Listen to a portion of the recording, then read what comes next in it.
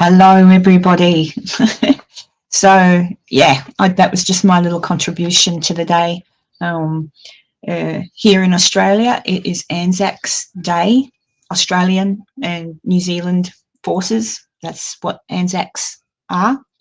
And the clip from the movie Gallipoli, for those of you who have never seen that movie, if you want to have a good cry and get angry about governments, good movie to watch. It is really actually a very good movie to watch. Not only does Gallipoli tell you the story of how this country reacted in those days to being called to war, it gives you a pretty good idea of what being an Australian and a New Zealander is all about. Our sense of humour, our beliefs. It's a good movie. Tragic ending, but it's a good movie, and it's reasonably accurate, actually, pretty accurate, apart from, and Mel Gibson at his youngest and best looking, I must say. So today's Anzac Day. I'm not sure how many of you have served or have relatives that have served, but my son is in the army, and thank God, in a position where, touch wood, he has not have to, although he's been overseas, he's been to places where there have been wars. He's been to the Gaza, he's been to Syria, he's been to those places, but in a different role to being a soldier on the ground,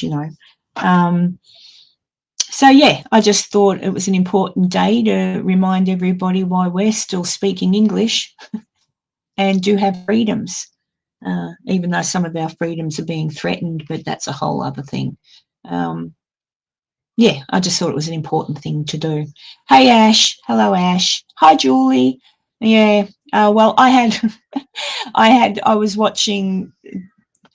watch that movie every year on Anzac Day. I pop it on and I watch it, and I get angry because when you realise why a lot of those boys on that day died, you realise it was actually the English Army's fault. That's all I'll say. Which gets you angry. And then, of course, when they intersperse that with you getting to fall in love with a character, but the funny thing in the movie Gallipoli, the character and the characters that you fall in love with, it's a character based on people who really were around at that time, and that's how it went. Like young boys was running away from home to sign up and go and fight for for king and country, because we didn't have Queen Elizabeth then. It was a king. But there you go. My father was Navy. Both my boys are overseas right now. Yep, see, pretty scary sort of thing.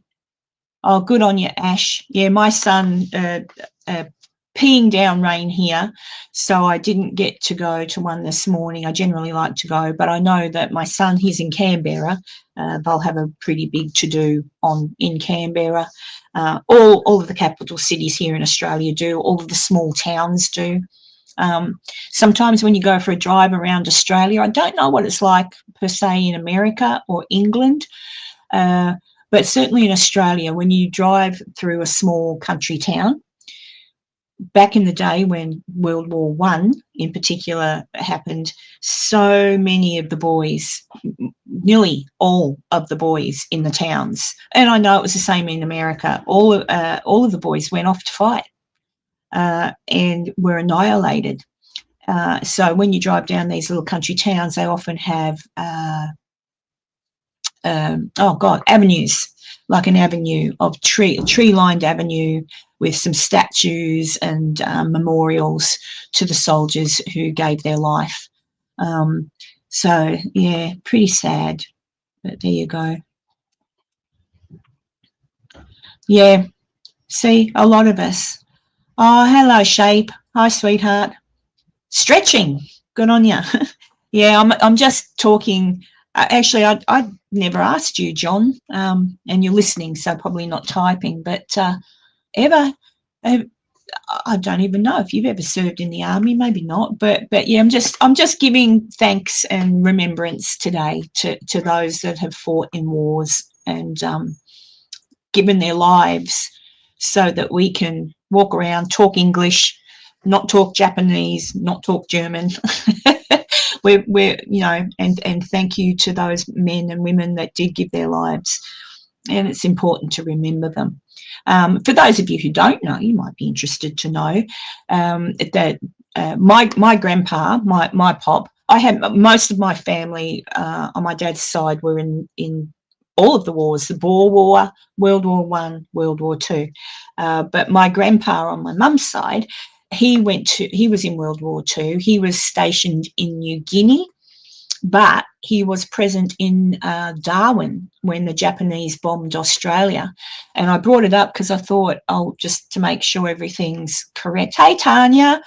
So the Japanese bombed Darwin in February 19th, I'm reading, February 19th, 1942. And it says here, and I didn't know, my grandpa would tell me stories of it because he was there when the bombing happened. He did see people die, a couple of mates. My grandpa came back from war traumatised, as so many men and women did. And of course, back in those days, it wasn't understood. They didn't really, there was a name for it. I just can't think what they called it, but it certainly wasn't post-traumatic stress or trauma. But yeah, and it says here that there was two raids. So the first raid, they had 60 air raids on Darwin itself with 188 carrier-based aircraft and 54 land-based bombers attacking in 2 waves, targeting the port of Darwin, the airfields, and the infrastructure. The raids killed at least 235 people and caused significant damage. So, yeah, that was that. But in regard to Gallipoli, which is what Anzacs is all about, Anzacs Day now, probably much as Memorial Day in America and other things, it's grown to not just remember the Anzacs, it's grown to remember everybody. But the Anzacs case in particular was pretty sad because the Anzacs landed on the beach, right? So it was April 25th, 1915. They landed on the beach at Gallipoli, which is now known as Anzacs Cove in Turkey. They weren't supposed to land on that beach. They were given the wrong orders by the English. They were supposed to have landed on another beach, which was already basically covered, and they would have all landed, and there was supposed to be a different route of attack. Long story short, those boys landed on the beach that day, and most of them were mowed down before they even got off the people carrier.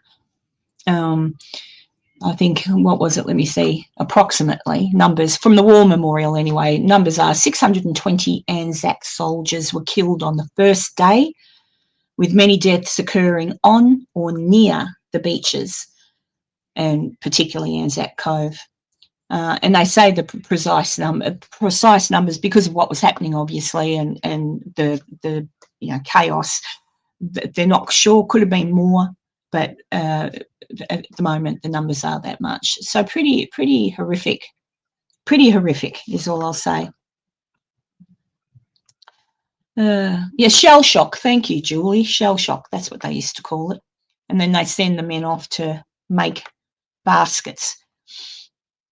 Yeah, it's funny, Tanya. It's my fellow Anzac, or Anzac, my New Zealander mate, my cobber.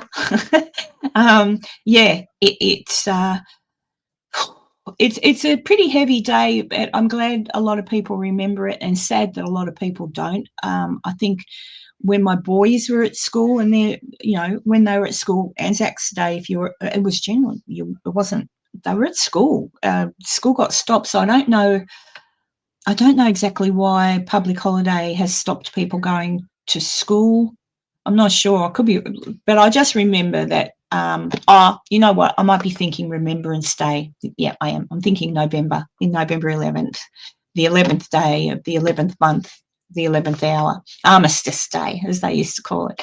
But yeah, but it was very important. When my kids were at school, they got taught all about this stuff, so that when Anzacs Day, Remembrance Day came around, the boys were completely aware of what that meant. Oftentimes I'd say to my boys, oh, what do we do this for? And they'd go, because the soldiers died for us, Mum. It's sad, I think, I don't know that it's taught in schools anymore. I really don't. I know my girls don't really know anything much about it except for what I teach them or tell them. Let's see. The Anzacs 5-part miniseries from 1985 is a good watch also. Paul Hogan in his first series. Yes, oh my gosh, you know, I forgot all about that, but I remember it. Yeah, very good, really made well. And I like that when you watch, well, people, you've seen that, obviously, Ash, but when you watch that one or when you watch the movie Gallipoli, it's really kind of cute to watch how we as a nation, Australia and New Zealand was the same, different time, I know, but so proud to be an Australian or a New Zealander, you know, and that fun rivalry that, of course, we have with our New Zealand friends, but geez, we through thick and thin, you know, New Zealand, Australia, we're mates, you know, there'd be none of, yeah, we love New Zealand. New Zealand loves us. It's just a fun fight, isn't it, Tanya? But yeah, I just thought today was an important day to talk about those that have given their lives for us and those that come home from war. And I know, even in this current state, like all of the wars, that's what I mean. We remember all of them on Anzacs Day. You know, Korea. The Korean War was another bad one. The Vietnamese, you know, the fight with Vietnam was horrific. And when you think in that case in particular, how the political thing, the politics of the day, for those boys that went to Vietnam and had no choice, mind you, they were called up. Conscription, you had to go. You didn't go, you went to jail. So people got called up, they went and fought and saw horrific things happen, and yet came home, and because of people who didn't go to war, because of the politicians of the day, those poor men here too in Australia, when they got back, you know, baby killers, murderers, rah, rah, rah, horrific. And there's still men alive today from that era who, oh, thankfully now they understand, they're appreciated. But it was a horrible time, horrible time. Cobber, that's right, Cuba, cobber. Used to love a chocolate called the cobber or a mate. They were cobbers first, chocolate-covered caramel bites, and then they were cobbers first and then turned into mates, and now they disappeared. You can't buy them anymore. It is a love relationship, isn't it, Tanya? Like I love a good Maori. I love a good New Zealander. I'm still very, Tanya might remember this, back in the day, I used to love our Australian and English cricket, right? And Australia was, I can't remember now off the top of my head what it was for, but Australia was playing cricket in New Zealand, and New Zealand was going to win. And one of our cricketers, Trevor Chappell, I think his name was ordered by the captain of our cricket team to bowl underarm. And if anyone knows what that means, if you watch cricket, well, you don't bowl underarm in cricket. So because he did that, the guy didn't hit the ball, and New Zealand, yeah, lost. But there you go. So such is life. But yeah, pretty high, Stormy. So yeah, but even so, New Zealanders still love Australians. We're very much alike, really, in our humour and everything, aren't we, Tanya? How are you, Stormy? I hope everybody's doing all right. This is just my little Anzac Day tribute to all the fallen soldiers and those that are still in the forces and still trying to fight and keep the peace in places where they probably shouldn't even be. But bless them all. And yeah, I just, so as I was saying at the beginning of this, if you've only just popped in, feel free to try and find a movie called Gallipoli with Mel Gibson. easily enough found. I'm not sure about the 5-part miniseries for the one with Paul Hogan in it. I'm not sure if that's easily found, but certainly. Hello, Taylor. Certainly the Gallipoli movies findable. Hey, Taylor, are you home? Are you available? You're more than welcome to pop on and say hello. I'm not going to be here for a long time, just you know, a short time. But if you're around, let me know. Actually, forgive me, everybody. I shall just go in, pop in, find Taylor, and if she's got a face on or if she's near a computer, I'm sure she'll come and say hello. Taylor keeps me amused. She sends me, I'm pretty sure, there it is, Taylor. Only if you're not busy, kiddo. She might be off having ribs at the Red Dog or something. Who knows? Forgot what I was saying. I'm good at that, aren't I? Everyone's saying hello to everybody in the chat. Yeah, so there you go. So I know I was in America when you've got Memorial Day and something's happening in May. Is that Memorial Day that's happening in May? Because I was there for one of the big parades and everybody in their uniforms and stuff. Oh, I get confused as to what days, because I think you have 2 days too, Memorial Day and one other. I could be wrong. I'm sure someone will explain it to me in a minute. But, yeah, I was there for one of the parades. I don't know if I've got video. I might have. If I'm clever, I might be able to find the video, because I took tons of video when I was in Virginia City of the parade. And I remember watching the parade and everybody in it and getting frightened. Let me see if I've oh, here we go. I have. What's this one? Give me a sec. I'm just bringing it up. Some of them are a bit too short. Lots of people just, yeah, Virginia City for it is really, really good. Let me see. Oh, my God. I'm getting... Sorry, people are sending me messages and it's interfering with my live. I'll check it out later. Yeah, where did my little thing? Yeah, but people take videos and whatnot, and I did, and now I've lost the page. Oh, there we go. Let me see what I've got. But yeah, but I remember being there and being quite taken aback by the here we go. I think this is one. I'm not sure. I've only got like I took a video for 5 seconds and then, you know, nothing. But yeah, that one I'll do. I'll show you. Where am I? Have I lost everybody? Probably. Go back there. No, go away. Go away. There we are. I've got you back. Sorry. Veterans Day. Okay, so Memorial Day then, Ash, must be the one I went to in May. Let me see how to do this. Share screen, window, this one. There we go. Let me see. That's just a little bit of the parade in Virginia City in May of, not last year before now. Look, a puppy dog. But every man and their dog is out for the parade in Virginia City.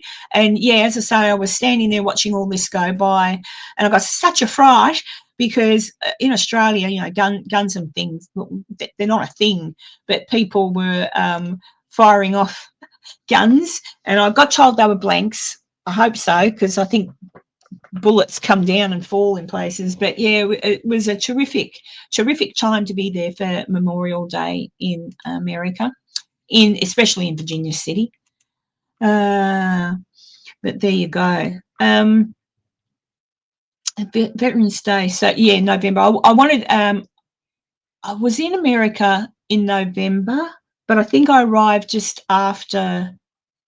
Let me think. I must have arrived just after or before, because I did buy a T-shirt to wear, and I never got to do it. Is it my feed? Give me a second. Let me see what I'm attached to here in my thing. All right, bear with me for 5 seconds, guys. I'm going to change my internet connection. So if I drop out, don't go away.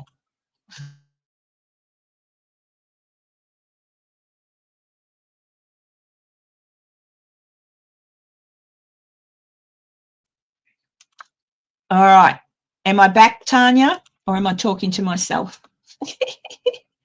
All right. I've gone to, because I was on Wi-Fi. So is that better, Tanya? Let me know.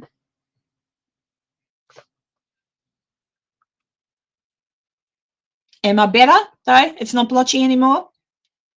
I'm going to throw that Wi-Fi router out the window, I reckon. I finally fixed my Sky, what do you call it? Oh, Skylab. Why do I say Skylab? Shit, not Skylab, Sky. Oh, you know, Elon Musk's internet. I finally think I got it fixed. There was an issue with the router. Thank you, guys. Yeah, so I think I fixed it.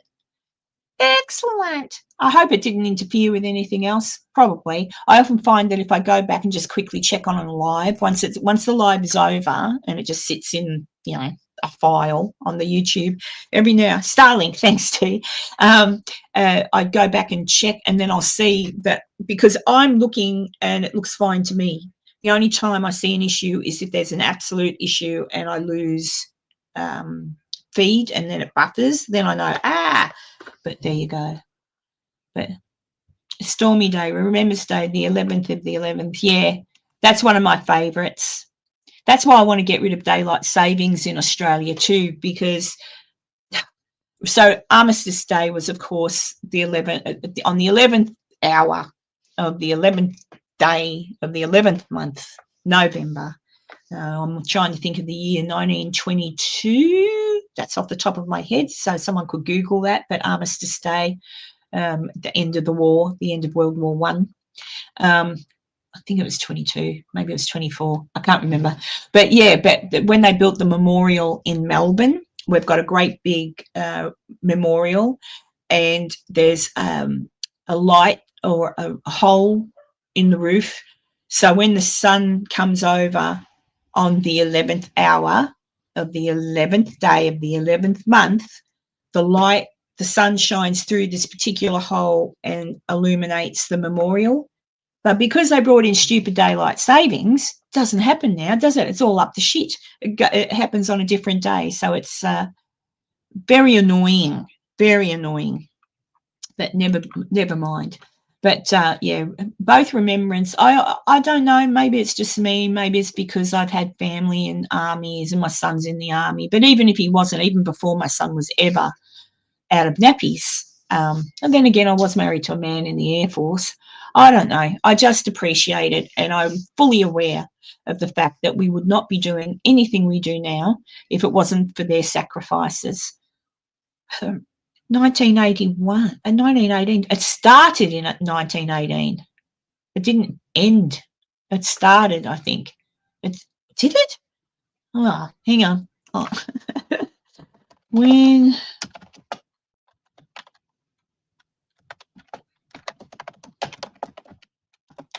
you could be right. You probably Googled it. No, World War One started, yeah, in 1914.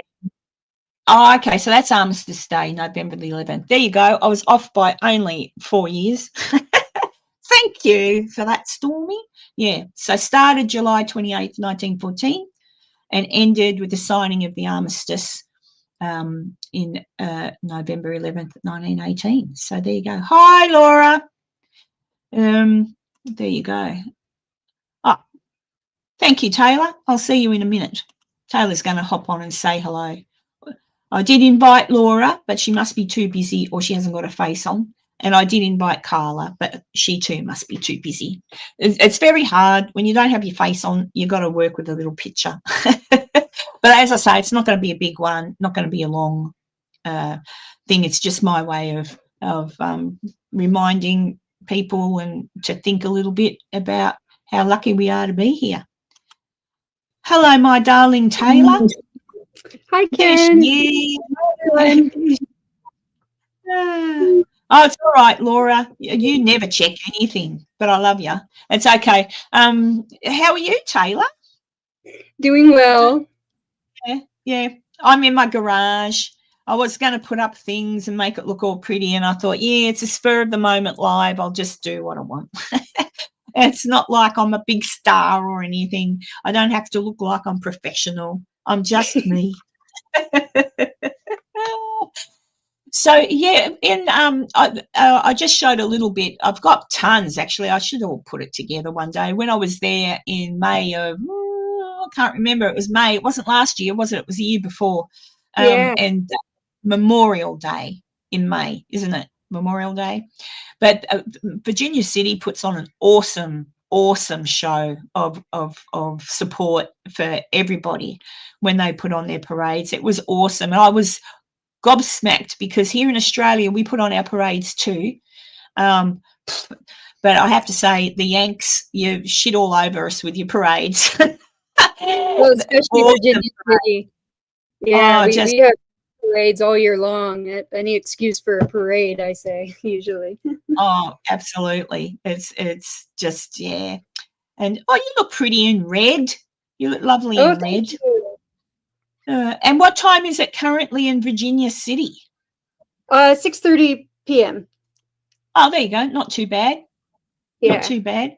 Have you had dinner yet? I want to be envious and see, are we cooking for ourselves tonight, or are you going somewhere yummy that I wish I was going to? I'm cooking tonight. I'm going to make a pork chop meal. So I'll do that after this. And although we had a new steakhouse just open up here in Virginia City. It was an old steakhouse that was closed for many years and reopened, the Sawdust Corner.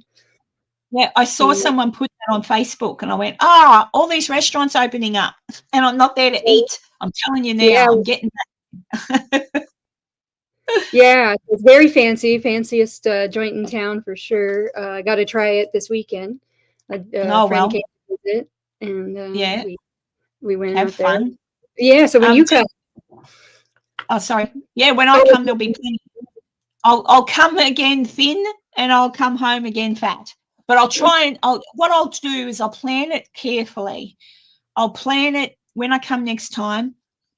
I won't go to the roasting house and eat scones and cake, but I will have coffee. So I'll go to the roasting house in the mornings and I'll have my coffee and then not eat anything until dinner time so that I can go take my turn going all around Virginia City and eating all good food. And then I'll have to walk tons, which I do anyway when I'm in Virginia City. I walk tons, but walk more so that anything I've eaten the day before does not land on my hips. That sounds like a good plan. We've got lots of steep hills and you don't have to actually. I do sometimes forget because with the times that I've come to Virginia City and realize I'm out of breath just by walking up one flight of steps, then by the time I'm finished, within a couple of weeks I've acclimatized and that's not happening. But because of all the steep hills, that still happens. That's still a thing. You go down the hill and then coming back up the hill. So really, I suppose if someone wanted to get fit, they could plan some kind of fitness regime around Virginia City. Oh, there's a business idea. Get fit in Virginia City. And work out all these work out hiking tracks to take people on, Taylor. Yeah, that's a good idea. It goes with that tour idea that we've been talking about. That tour idea. There you go. Just make sure you don't walk them up near any mines that aren't covered yet and you lose a few people down a mine. Just for anyone asking, it's pouring down rain and thunderstorms here where I am in Queensland as well. So that can sometimes be also a cause for my internet to be a pain in the ass. I'm just checking. Everyone's saying hello to you in the chat, Taylor. Everyone's saying hello. And Big Ben Urban Explorations, hello. He's saying hello to everybody as well. So there you go. I have no idea what time it is anywhere else. Obviously, where Taylor is, it's almost dinner time. So, here it's almost, what is it? Almost lunchtime. So, yeah, that's why I thought I'd come in. I did invite Enzo. It was all short notice. I was watching something on the Anzac Day and I got all proud to be an Australian and all emotional. And then I thought, I'll just make a little short and pop that out as my contribution. And then I thought, oh, I'm in a mood to have a chat. I'll just go on for a little while and say hello to everybody and check in. And 11:05 a.m. Where's that though, Ash? Where's that? Where are you? AM. You'd have to be in Australia. I get confused. I forget where a lot of people are. Dee says, we saw Queensland has got heaps of rain. Lady struck by lightning too. Oh, some odd things, Taylor, have been happening here near where I live. It's kind of like madness has taken over. It's really weird. A couple of days ago, there was a carjacking. That does like stuff like that doesn't. Oh, it kind of does, but it doesn't really happen here. So someone was just near me, like 10 minutes up the road. There was a car accident caused by somebody. Unfortunately, a poor little girl, 22-year-old, lost her life in this tragedy. Her car rolled. The man who caused the accident got out of his car with a pew-pew, as apparently you can't say G-U-N on YouTube, got out of his car with one of those, approached another car and carjacked it. But in the interim, he shot somebody as well. Anyway, the police got him. So that was crazy.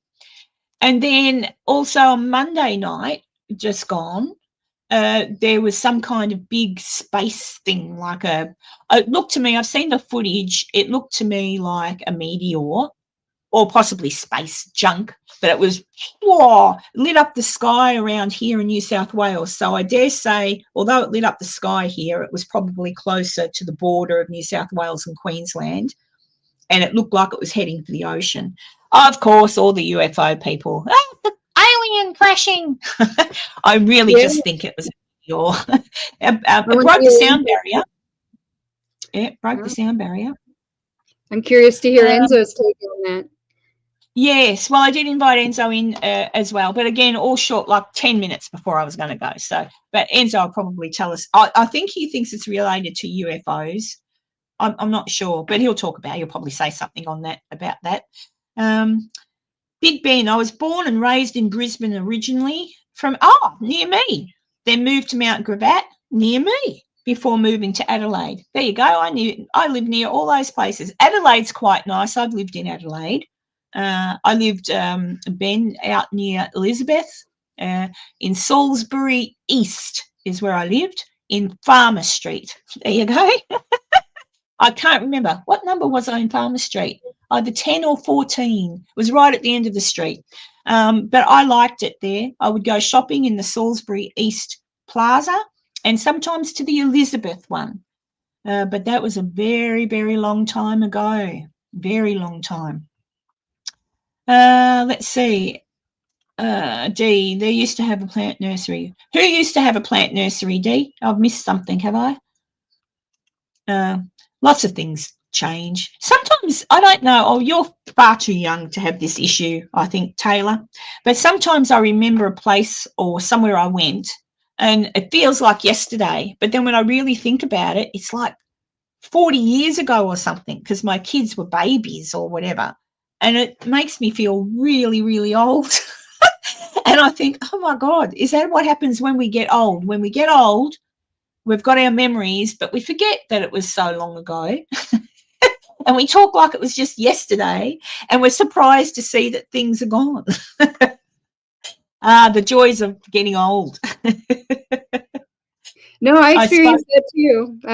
When people talk about something 20 years ago, I think they're talking about like 1980 or something like that. It takes me a minute to realize they're talking about 2000 something. Yeah.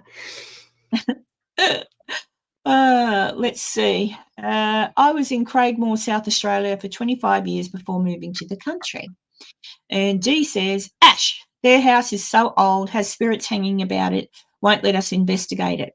I missed something again. Someone has got a house. I'm looking at the thing, but I can't see it. Oh, plant nursery. It must be further up, but I can't see it. But anyway, Dee will tell me what she's talking about, I'm sure. But yeah, it's funny. I no longer hate to disappoint anybody, but I no longer really have a desire to go into haunted locations and investigate for ghosts. I don't know what's happened. Maybe common sense. Don't know. I just have this inkling. I just have no desire.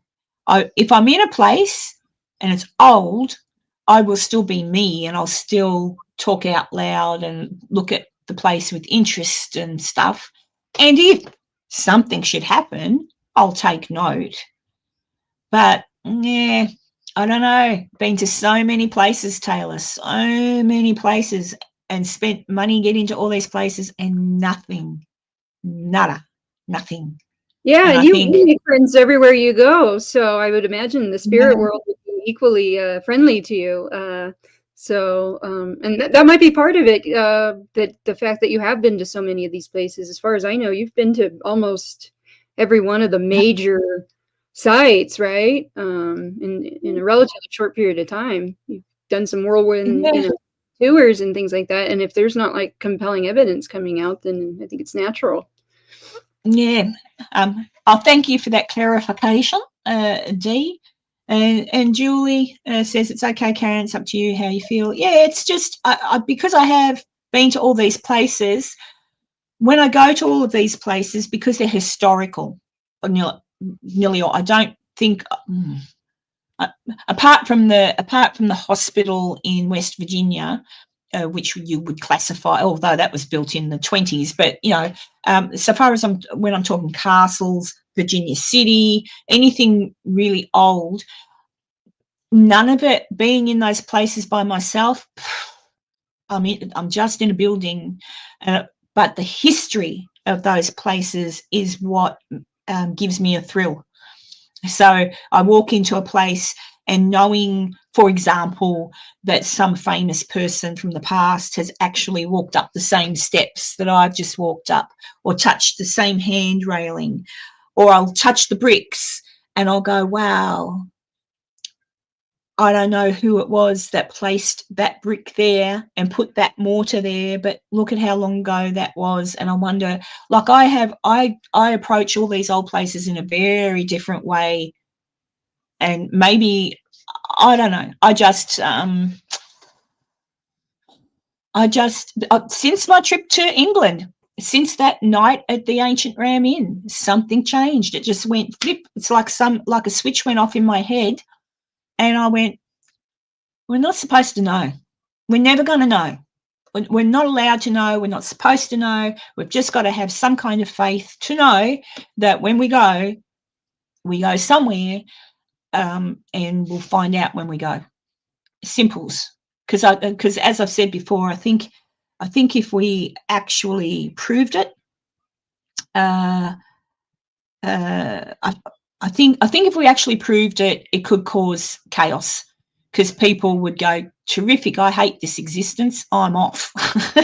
Which, maybe heaven has or heaven, or wherever it is we go, maybe there's like a limit. Only so many people are allowed to enter at one time, maybe. I don't know. So you can't, but yeah, just that night in the Ancient Ram Inn, that was it. I have no interest, and I'm not quite. I'll just see what Tanya said there for a minute. I think you were disappointed, Karen. You were hoping for something to prove that Stephen was still around, but nothing happened. Yeah, I got over that thing, though, a couple of years ago. I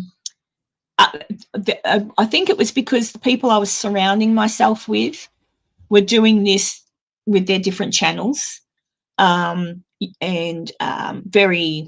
some of them are very passionate about what they do. And I think that made me think, oh, well, I'd love to see a ghost. And it wasn't so much seeing Stephen's ghost. It was more like, I'd love to see something happen, because all of these people that I was associated with would say they'd seen shadow people, they'd been touched, doppelgangers, blah, blah, blah, blah, blah. Like something. And I kept thinking, how can you all see this shit? And I go to the same place as you go, and I see nothing. Then I've had people say, oh, you're not open. to it, Karen. You've got to open yourself to it. I am open to it. I think I'm just not stupid. Like I'm not looking at a shadow on a wall that because it could have been caused by car lights and going, oh, it's a shadow person. I'm very, what's the word I'm looking for, Taylor? Logical in my approach to things. Yeah, you have to be researching. I have to be. So far, yeah, I don't know. I've lost the desire, and I've seen so many people now. I mean, there was a reason I withdrew from the paranormal community, especially on the YouTube. It's just that the more I saw people go to these places, the more they were using all these applications and everything. I just got angry. I just thought, what a load of shit. Really, what a load of poop. If there's a ghost there and it wants to make itself seen or heard, it'll happen. You shouldn't, I don't know. And then they prove nothing anyway. Even if they say that it's proving nothing. So I think you can tell I'm getting very compassionate. And I'm just over it. So I withdrew myself from the community in that respect because they weren't, and still nobody's proving anything. Still people go in with their cameras and their REM pods and their whatever. It's just a fun thing. It's just fun, but it proves nothing. And I was in all those places. I was with someone who had all the equipment and some of it went off. Nothing really was provable. And so that's what I mean. I just think we'll never, I just don't think we're meant to know. We're really just not meant to know. And if there are such things, if there really are little ghosties playing games with people in these places, maybe that's exactly what they're doing. They're just having fun with people there and scaring them on purpose. And maybe, I don't know, maybe they don't want to scare me. I don't know. Maybe they just go, no, better not scare her. She's a Karen. So I don't know. What's Big Ben say? When I die, I ain't waiting in no damn line. I'm pushing my way through to the top. Yes, probably.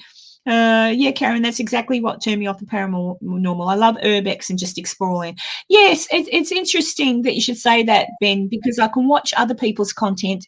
For example, Heather, my friend Heather, and her partner Werner, they do urbex, like, so go out. I couldn't do it. They've got more guts than I have because they go into abandoned places with usually no permission to do so. So there's every possibility there could be homeless there, who knows, right? Or they could get arrested. See, I don't have the guts to do that because part of me says, oh no, abide by the law. So they go in and do that stuff, and they go into all these old buildings, and I find that fascinating. Like the places where people haven't been in years, yet some houses are just left like they walked out yesterday. So it's really and Big Ben, Heather and Werner don't necessarily do paranormal, but they have been in places where weird things have happened while they're there, so they have a little bit of a go. But definitely, I would say Heather, Werner, Drew from Drew's Adventures, they are more, wow, look at this old place that no one's been to in God knows how long. I do like looking at that, and I think even in Virginia City and the outlying area there, when you go for a drive, you can often look up on a hill or look out and see buildings that partially collapsed or whatever, and some that aren't. And I haven't had time to, but I often wonder what's up there.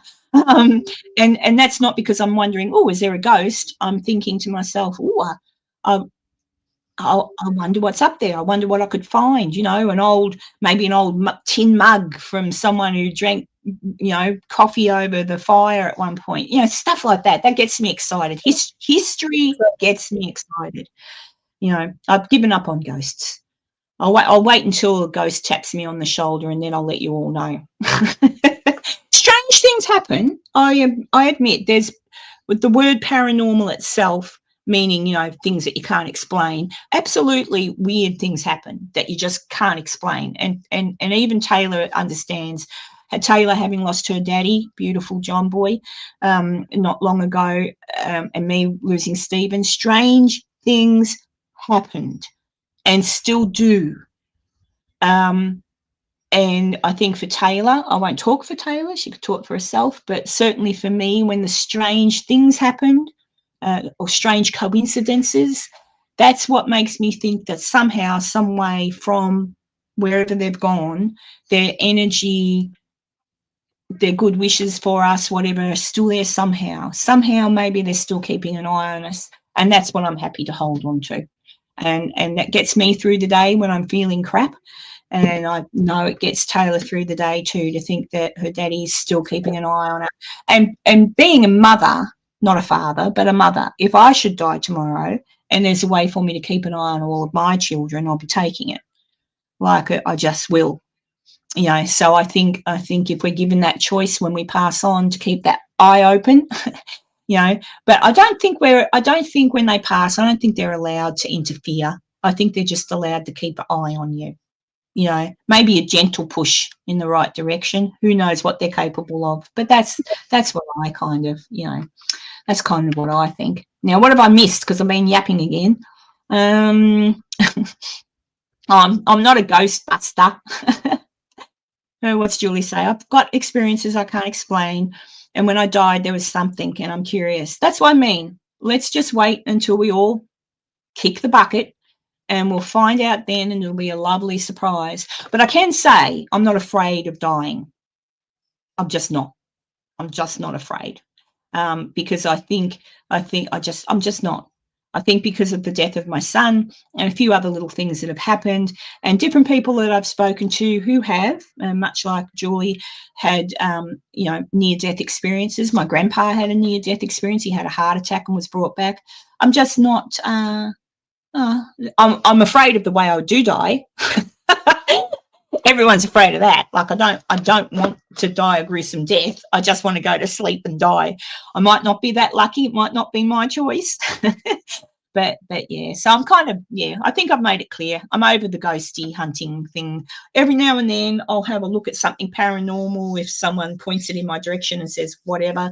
But unfortunately, even when I look at something that's been put in front of me, I can see the logic as to what it probably was and not what it's being said that it is. So I don't know. Does anyone in the chat remind me if there's actually something that I've seen? You know, I've grown up. I don't. Good luck to the paranormal community. Good luck to what they do. I hope they find something one day, but I don't think they will. I mean, how long has this been going on now since Ghost Hunters? 20-odd years? More? Well, over 20 years, yeah. 20-odd years. No one yet has come up with any great, you know, plenty of people have made these applications you put on your phone. That's exactly what they are, applications. I was thinking, I use Grok a lot, Taylor. I find Grok very helpful as an AI thing. I was using Chat GPT as well. But for an example, I could probably open up Grok in a location. I must try it actually, because you can talk to Grok. So you can actually speak with Grok, and you could, so therefore you could go into a haunted location, open up your phone, open up Grok, which you know is an AI application, and go, oh, Grok, I'm in the such and such. I think I saw a so-and-so. Who could it be? That AI, that Grok, talks to you like it's a human being. It's super spooky. So I could say, oh, yeah, Grok told me that Mark Twain walked past me. Oh, and Mark Twain right here, yeah. Yeah. But do you know what I mean? Like, yep. So anything on the phone, yeah, nah. Even the things, the SLRs, like none of the equipment, none of it. I'm sorry. I've looked at all the equipment. None of it convinces me, because it just doesn't. I'll be convinced when I see, I don't know when I'll be convinced. I'll be convinced when I die. And everybody says if I die and I can come back and tell you, I will, but nobody comes back to tell you. So again, reinforces we're not allowed to know. In the living realm that we're in, should there I'm erring more, and it's the weirdest thing. I'm erring more on the side of there probably is some kind of God, and so therefore it's probably his rule that we're not allowed to know what there is to come. Live here, do your best, be good, and then when you just be nice, and then when you come up here, we'll let you see all the fun stuff. Yeah, part of the experience of being alive, right, is the great mystery. You know, as a historian, sometimes I think, oh, it'd be great to know everything there is to know about, you know, Virginia City's history, for example. But then I realized, no, half the fun is going in and digging and exploring it, and the joy of discovery and putting things together. And that can be applied, you know, to our experience as humans, and what happens before or after that as well. You know, that might be part of the process is learning. And, you know, your mom can tell you one thing of how you should be doing something or what's the right and wrong thing to do, but you have to kind of work through that yourself and have your own experiences for that to really click. You know, you don't just start from the get-go because someone told you something is the way it is. You kind of have to get messy and explore and learn for yourself, and that's when things really are more meaningful to you, you know? Absolutely. I hope one day when you and I get to heaven, especially you, that Lucius Beebe comes up and taps you on the shoulder and says, "Great work, my dear." That's what I aspire to. Yeah. Oh, yeah. Gosh. I have fantasies about these fancy heavenly cocktail parties that Lucius Beebe hosts, and all these people that have passed on that he knew in Virginia City or in his life. And anytime someone passes away, I go, oh, they went to the great cocktail party in the sky. You know, they're popping champagne as we speak to welcome them. You know, I definitely think about that. So I hope that's what I see when I get to the pearly gates. It's we've got to have something. We've got to have something in death to look forward to. That's what I think. Oh gosh. Grok is you've got to be, well, I don't think you've got to be on X to have it, but it is part of X, the what do you call it, social media, X. But I've got Grok separate to that. So it's the Elon Musk X associated with X, but it stands alone as well. But actually, I might ask Grok now, because I've got Grok open in the other window. I'm looking forward to when you can actually speak back to Grok, and Grok, that you just talk, because Elon's already got that on his phone. Grok, when will you be able to speak to me with a voice? Question mark. I can already chat with you via voice mode if you're using the Grok iOS app. Oh, I might have to get it. It's currently exclusive to iOS, but Android support might come later. iOS, that's Apple, isn't it? Yeah. Stupid Apple. Damn. All right, so Android support will come soon. So if you're on iOS, just fire up the app and give it a try. There you go, people. If you've got an Apple phone, you can get Grok, and so you talk. I've seen Elon do it. You just talk, blah blah blah, like you do with Siri. And you just go, oh, blah, blah, blah. And you can have different forms. So you can have feisty Grok. You can have flirty Grok. You can have, business-like Grok. So that he's actually, the developers of Grok have given Grok a personality. So AI, but there you go. Yeah, and he says, if you're on another platform, I'm stuck with text for now, but I'm all ears, or rather all eyes, for your questions. See, it talks like a human. It's pretty scary. Imagine when they put AI together with the robots. I reckon robots will take over. Could be scary. No. Well, I haven't paid for Grok. Obviously, there'd be tiers, I guess, if you want something special, but I don't pay for it. No, it's free with X. Free. And I often cross-reference too, because I can ask a question on Grok, and then I can go to Chat GBT, ask the same question, but get a different answer, although sort of the same. different. So because the way the AI, if no one knows, the way that these programs work is that they're just able to pull from everything on the internet instantly. So it just depends where they pull the information from as to what the answer is. So Grok might pull from there, whereas ChatGPT, whatever it's called, might pull from the other. So, you know, it can be different, but generally it's the same. Every now and then it's a bit varying, but it's handy if you're in a hurry. What's that? When robots take over, Arnie will sort them out. Possibly. Possibly. But there you go. Ben was talking about a house he used to live in. I remember my experiences from my old house in Mount Gravatt on Creek Road. It wasn't every day, wasn't just at night, and had no toys or camera. Never forget that house, but yeah, not what it's like today. Is that house still there, Ben? That's what I mean. I'm not saying there's no such thing as ghosts, because I can't. If you can't prove they exist, you also cannot prove they don't exist. That's my opinion. But sure, I still think it's like the building holds the history, the walls talk, and maybe if there is a way that people who lived in those four walls can sometimes at times pass in some way to be present, they probably can. But that's what I mean. I haven't been convinced of any such thing. And that's why I go to all these haunted places, because everybody that goes there before me, it's haunted, it's horrible, it's scary, you'll get touched, you'll get scratched, you'll get whatever. And I go and I'm there in nothing. You know, like I sat there in the Washoe Club for hours by myself, upstairs, 3rd level. So that's where they say all the creepy stuff happens, on the 3rd level at the Washoe Club, right?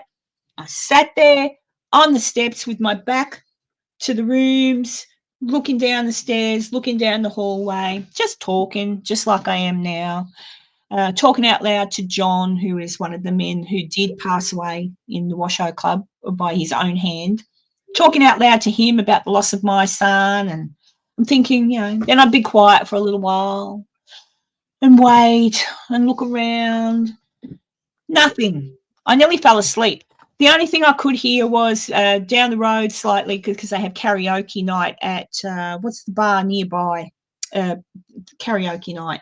It was because it was a Friday night and karaoke. So every now and then I could hear that. And every now and then, and I could hear people. Yeah, and I could hear people out in the street as well. I must go. Thanks, everyone. Take care. All right, Ash, have a lovely day and a lovely weekend. I will say on that 3rd level. What about the 3rd level on the Washoe? There's one room. I'm fine never going in that room ever again. I just get the willies in there. Which one? I'm picturing myself now. I'm in the Washoe. I'm at the top. I'm at the landing. I've walked up the steps. I'm looking forward, and there's rooms that go that way, or I can turn around and go down. Where am I going? Walk me to the room. I think it's the first one on the left, but it borders some stairs. So, like, if you looked out a window, it would go into a hallway down like a flight, like. And anyway, it's the room that they say it's kind of mid location, I think. But it's like the last room you go to if you take the actual just guided tour, and it's the one where they say that like rituals and seances were in. Yeah. Well, maybe. Yeah. There was the only room when I was there that annoyed me was the room where the floor's like this. It's right at the front. It goes, the floor's really crooked. And then, of course, I looked into the history of that, and that's because a few things happened. There was a big pipe back in, like, I'm talking happened. You probably know this anyway, Taylor, like in the 1800s, late 1800s, I think there was a big burst pipe or something, and that caused something. And then there was like it caused some kind of explosion, but not the explosion from on the corner with the monkey. Like it's had a bit of damage, the Washoe Club, over the years, which would cost a fortune to fix. I'm surprised they haven't tried to. I mean, I know they're working on it. I did see not long ago they're working, and when I was there, they were working on it because they had the manhole. We call it a manhole, or the access to the attic area, the Mhm. top was open, and they were doing work there. So I know they are working on it. I would love to see that place taken back to its former glory, you know. And, you know, even the ballroom, when they say the ballroom, that was never a ballroom. They never had a ball there. That it was just always the men, that area. I would love to know what that looked like back in the day. Probably had a bar there, probably had big, you know, leather seats, and I can just imagine it would have been like a very, like a smoking area, cigar smoking and all that. There's no photographs, at least not that I've been able to find. There's nothing. And again, you've got to remember the timeline, because cameras weren't really a big thing back then. So for them to think to go in there and take photos of what it was like, they probably just never did think to do it. Yeah, there are Which interior photos of different places from that time period for sure, but they are kind of scarce. Most of them are big landscapes or outside, but it was, you know, the richest place on earth, and the height of, you know, it was the Silicon Valley of its day, the height of technology, and you had very famous photographers coming through. Again, more portraits and landscape photographers than people taking pictures inside. yeah, So there's hope that there is, but no, I'm not aware of any of the men's club, you know, or even illustrations. yeah, nothing. And probably because it was the men's club, and so, you know, Yeah, boys like to by keep their, you know, yeah. it was probably just, but it was certainly, from everything I did, at no point ever was that there any whorehouse type activities happening there. It just, they didn't have to. D Street was just down the road, and that was Yeah. acceptable. There was no ladies of the night went up into that place. That's why I get annoyed with this. You know, and I know we've had this discussion. It's the legend. It's the way, you know, get the tourists in and everything. But I really wish they'd get rid of the story about the prostitute that was supposed to have been harmed there in the Washoe Club. It just didn't happen. It was that lady, I can't think of her name now, the one that purchased the Territorial Enterprise. She wrote the story. It was a story, and people ran with it. So things like that annoy me a little bit. I don't know. I'll get over it one day. Maybe one day you'll do your historical tours, and you can just spout out the history. And when someone asks you that, you can just go, well, there's nothing to back that story up, but I can tell you when the story was written and who by. I don't know. Or just point them in the direction of another tour guide that will tell them what they want to hear. Oh, But you know, the truth is always far more fascinating than the legend. At least around here, there's no need to make up stories about Virginia City, because the things that actually happened are fantastic enough. yeah. And there may well, like I say, there may well be a way that when you're on the other side, wherever that might be, that you can cross over into reality. I don't care. I don't care to search for it. But should it happen to me one day when I'm least expecting it, and I see something that I can't explain, wonderful. But again, probably not provable, because it'll all be feelings or I saw it.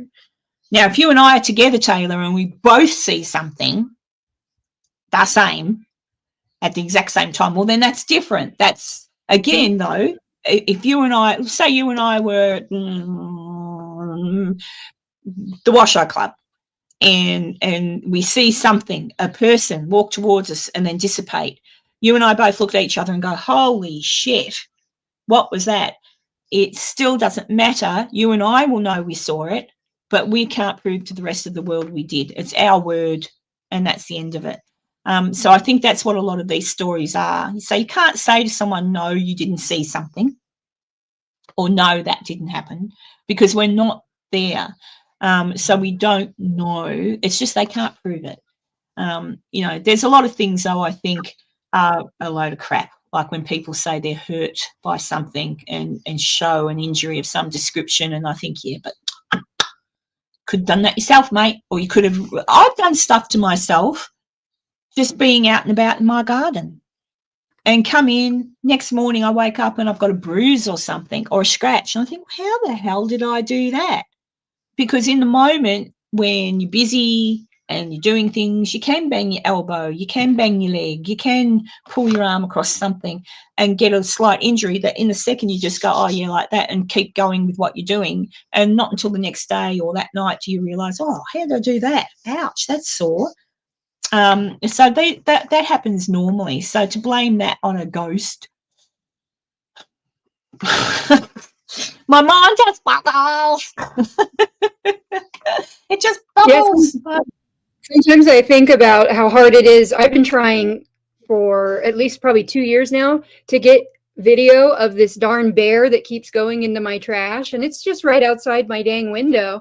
And how long have I been trying to get a video of it for you? I've got a camera that just faces this one trash can it gets into, and it's just and got moved, or it just ran out of battery just at the right time, or I go and I see it out there with my own eyes. I go and I get the camera and I'm like, oh, get ready, Karen, I got a video coming for you, and then it scurries off or whatever.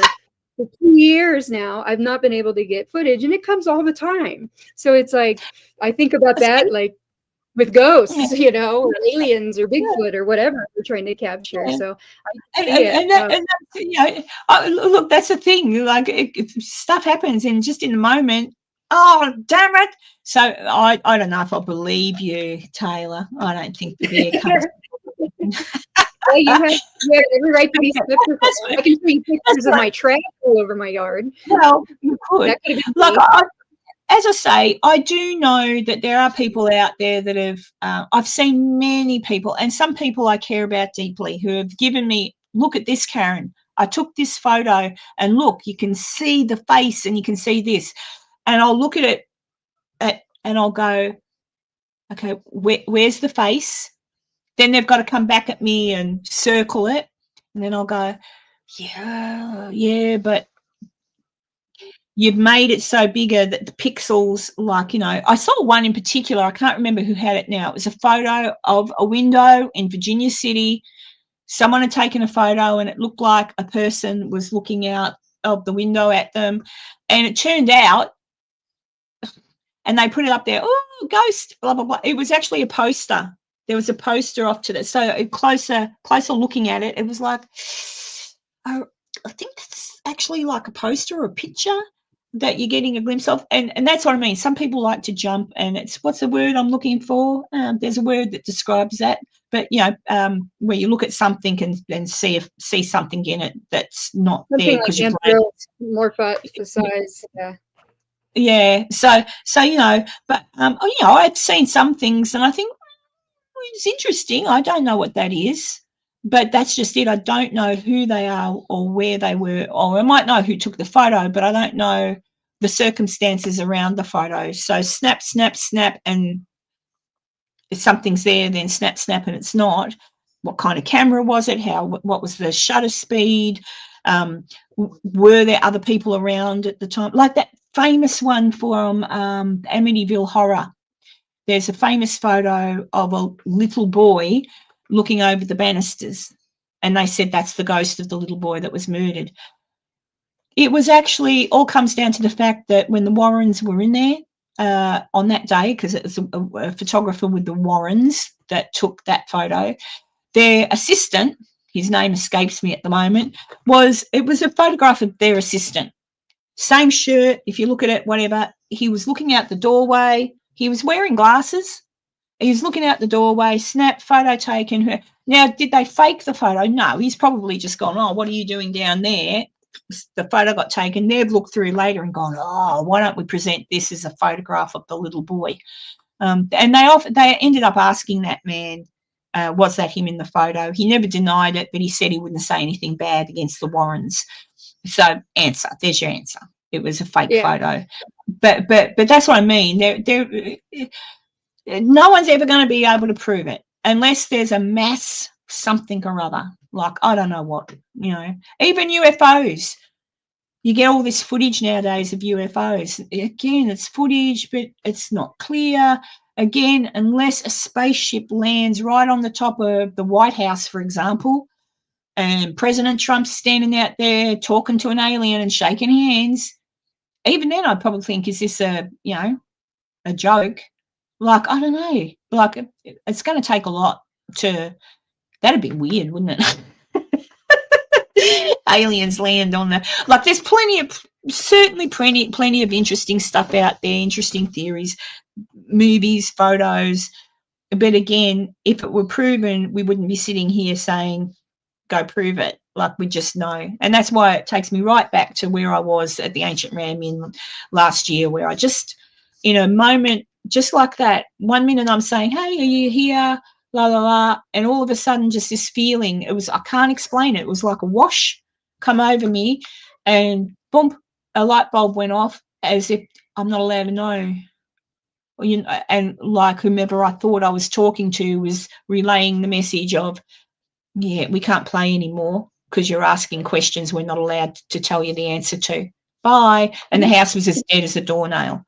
So it's just what it is. I don't think we're allowed to know. Yeah, who likes spoilers? No one likes spoilers. No one likes spoilers. You don't want to know no. And what if they tell you heaven sucks? What if they tell you when you get to heaven, God's going to put you in a job you don't like? I mean, then you won't want to die. We don't know. It's just, let's find out when we all go. Do the best we can while we're existing. It is hard. Sometimes people push your buttons and you bite. It is hard, but strive to be good and kind and not call people names, which can be hard. You know, I can call people names like the rest of them, but just try not to, and just try to be good. So if it's true that you get judged on the way out, well, you know, shouldn't have anything to worry about except to say, oh, yeah, I know I shouldn't have called that person a name, you know, whatever. But, yeah, it is what it is. Pareidolia, that's what it's called. Pareidolia is what it's called. Yeah. I've got a fly in front of my face. But there you go. Have I missed anything? Big Ben says, what's that thing called with camera? Parabolia. Oh, yeah, pareidolia. Yeah, so it's just basically you see something and in it you see a face. I do that lots of times. Even remember all them funny times people have had like Cheetos or a piece of toast with Jesus's face on it. Oh, have you seen all that bits and bobs about the Shroud of Turin? Not recently. I mean, I know about the Shroud of Turin, but not recently. What's new with it? Well, recently they've been talking about it, but it seems to me that they've known about it. Whatever's coming out now, I think someone's writing a book. The one who's been involved with a lot of recent research is putting a book out. So I think that's why all of a sudden the last week or so people are talking about it.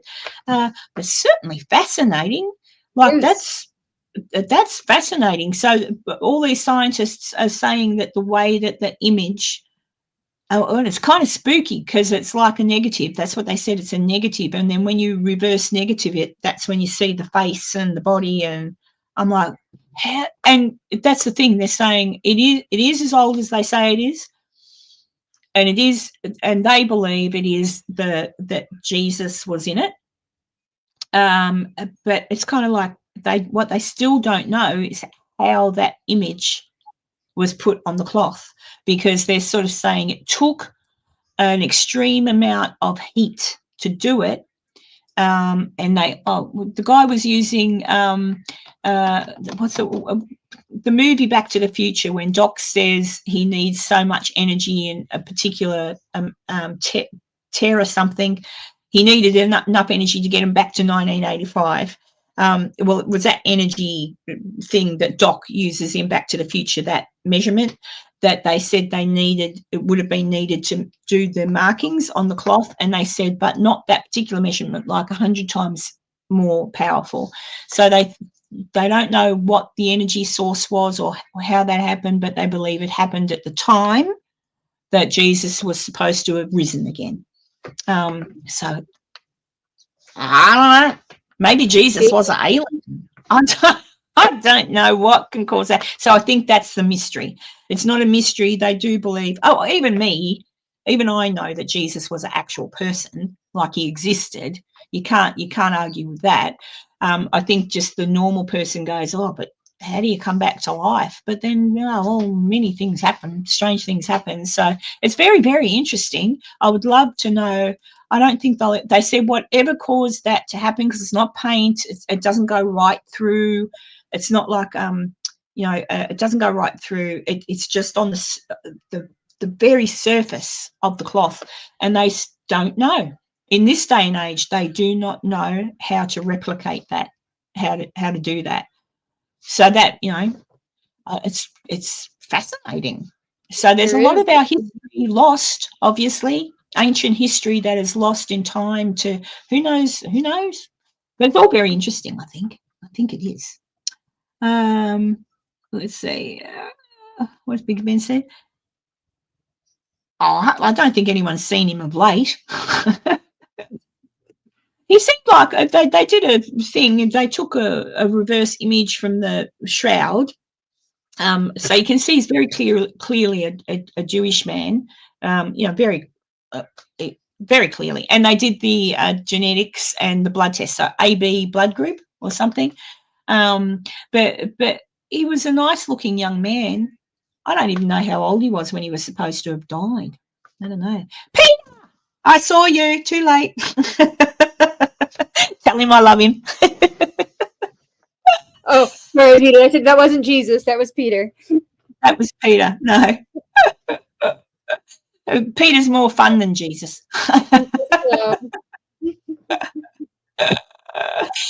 But there you go. Yeah, give him my love. It was nice to see him. For those of you who don't know, and I'm not going to put, I'm just saying, Peter is a lovely man. I have met him. He's the wonderful partner of my beautiful girl here, Taylor, and he is awesome. So many stories and such a fascinating man. One day, Taylor will get him to tell his story and put it on tape. All right, because I think that's important. Or write a book. Yeah. You're like probably the 6,000th person that I've heard say that, because it's true. He's just full of stories. You never know. You just never know. And and especially he must always put the Janis Joplin story in his book. I love that story. I love that story. He was just retelling that one recently. That's a good one. My favorites. And for those of you who are watching, I'll tell his story and he can tell me I got it wrong later. But from memory, Peter went into a store, and in the store was Janis Joplin. She bought a beer, I think, and Peter was getting something else, and they both went outside the store, sat down on the curb, I believe, and drank their drink. And while they were drinking their drink, the most famous Kennedy in my book, not the most famous, but Robert Kennedy came past in his open-top vehicle and stood and shook hands with people, and both Janis and Peter were taken aback by that and thought, wow. And it was shortly after that RFK was taken. It was the next day, actually.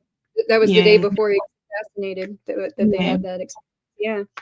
But that in myself, that story, it shows you how times have changed. The fact that even though Robert's brother had been murdered, assassinated in Dallas, it was kind of such an innocent time that he still was in an open top car, standing up, shaking the hands of any people who could have all had a gun. He could have died there and then. Just the faith that he, had, but he didn't. He was, what was that, Peter? Yeah. He's to your point. He was. Can you hear me? I can hear you. Yeah.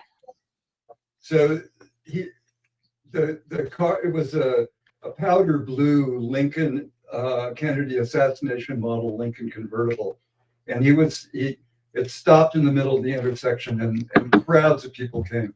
Janis had asked if I wanted to share her bottle of Green Death, which was Rainier Ale. It was a 64-ounce bottle, like a liter, big bottle of Green Death in a paper bag. And we were drinking that when this crowd of people rushed into the intersection, and the car pulled into the middle and stopped. And Bobby Kennedy wearing a matching powder blue Lanvin suit, perfectly tailored, stood up in the back seat and started talking to the crowd. And he reached out to shake somebody's hand, and the guy grabbed his arm and started pulling him out of the car. He was a very small guy, and he was wearing lots of Max Factor makeup for TV cameras, and it was really bizarre. And the guy was pulling on his arm, and Rosie Greer, who was about a 300-pound football player, very famous football player, was in the back seat with him and threw his arms around Bobby Kennedy's waist and yelled at the driver, who floored it. And people were flying left and right, and the car roared away. And as it pulled away, the sleeve came off in the guy's hands. And I caught a flash of the white silk lining as it separated at the shoulder, and the car went away. And Janice and I just stood there and looked at each other like, what? What was that? It was really bizarre. And there's pictures, there's footage of him later in the day talking to a crowd out in a more tame part of town at a big shopping mall, and he was wearing no jacket. He was just wearing a shirt and tie. But the jacket was I wonder if the person who took the sleeve has still got it. I would have kept it. Somewhere someone got a powder blue sleeve. In a frame somewhere, yeah. Yeah, well, thank you for clarifying that. It's just, to me, it's astounding. And Ben, no, this isn't a JFK we're talking about. This is Robert, who was shot dead in the lobby of that hotel's been knocked down too now, I think. Robert had just given what was it called, Peter?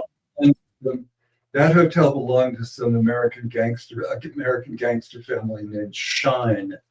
And what was interesting about, you never should have gone into a mafia owned hotel. That was a big mistake. And the thing about Shine is that during the McCarthy period, when McCarthy, the whole battle between McCarthy and the army was famous because McCarthy's lawyer and confidant, Taylor, what was the guy's name? Also a great mentor of Donald Trump. Anyway, he was gay, a young gay attorney, and his boyfriend was one of the heirs to the Shine family and was in the army. And Roy Cohn had tried to intercede with the army to get special treatment for his boyfriend. And that one of the essential things that came up in the famous Senate hearing in which McCarthy was finally deposed from and cast into disrepute was because of that whole situation. And Bobby Kennedy was involved, and as was Richard Nixon. All these people were involved in those hearings, and Bobby Kennedy had alienated the mafia, especially the part of it that was that the Shines were part of, that particular type of American organized crime. That's the sad thing. Like, obviously, also Peter would be aware, but the same thing with I think happened with his brother John. Like that, just those you know. And then what happened to Gough Whitlam? He wasn't assassinated, but the Queen wrote a note. I love that. He did. Do you know something? A lot of people don't know that. A lot of people don't know what you've just said because, Gough Whitlam was not popular. And so not with the royal family. Yep. He was popular. I think he was popular with the Australian people. He was popular because he had put an end to conscription, so national service. and that wasn't popular with the warmongers. He'd done a lot of other stuff too. He was not voted out. The governor, well, Peter knows. Here in Australia, we have someone. Essentially, the Queen. Yeah. If it had been the olden days, it would have been off with his head. So essentially, our Governor General here in Australia acts for the monarchy.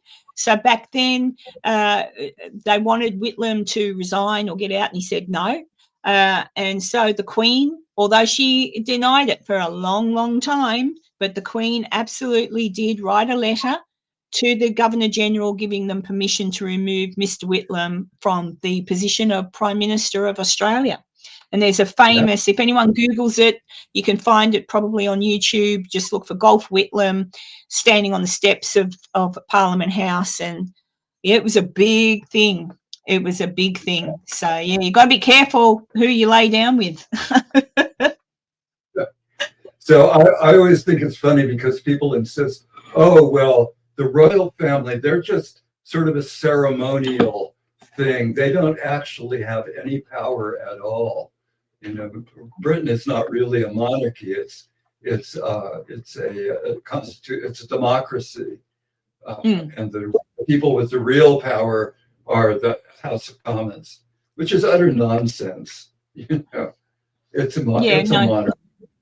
It's still the king now has still got certain powers, although because anything that gets passed in England has to be signed off by the king. And they say, the king doesn't have a choice, he's got to do it. But no, he doesn't have to do it. He can say, I am not signing it. But he does it anyway, No, they like everybody to think that they're just a ceremonial thing. They're just a nice, sweet family, and they don't actually do anything. It's hilarious. Yeah, but anyway, I agree with you, Peter. Well, guys, you've just got the very special honour there of having Peter tell us some stories there in the background. And as I say, one day, maybe when I get back to Virginia City, we'll work something out. But I think it's very important that Taylor gets all these stories at least taped, and then you can type them out later, because Peter grew up in Virginia City. So he knows the history of Virginia City from his knowledge point of being a young man growing up there and living there as a child. He's got the knowledge of when he moved away and became I'll make you sound really good, Pete, a rock star.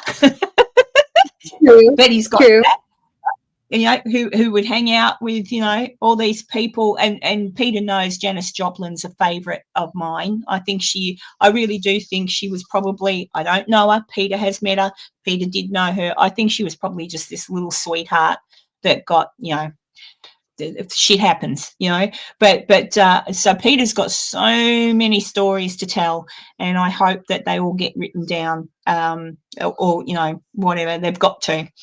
But I shall let you go because it's dinner time and you have pork chops to cook.